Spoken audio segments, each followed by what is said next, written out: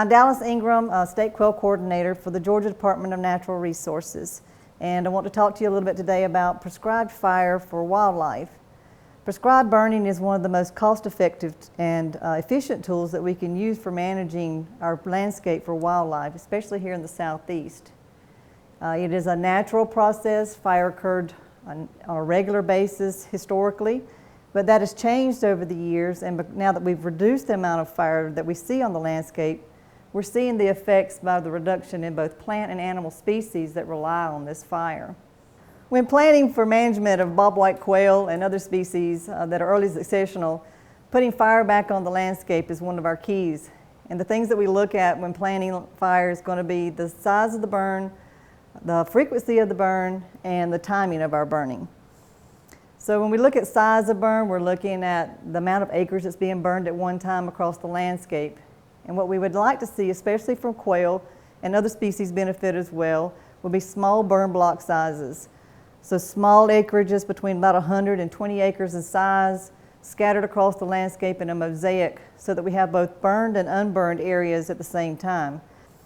The second thing we look at then is going to be the frequency of fire.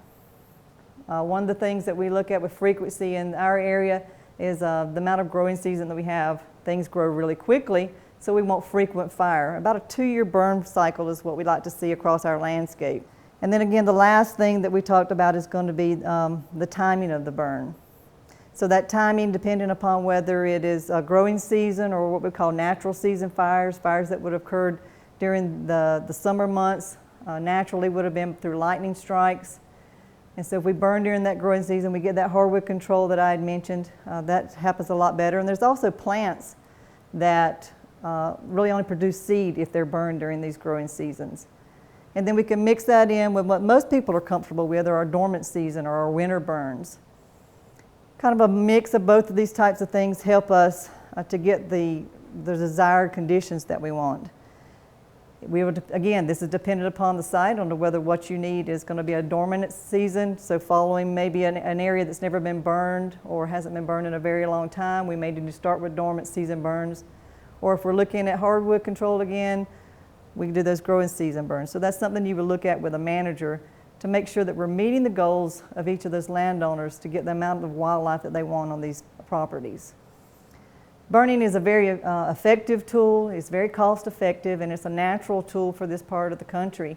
And it provides a lot of diversity. By restoring those natural landscapes, we're going to see a great diversity in both plants and animals come back in. It's great for pollinators. We see a lot of insects.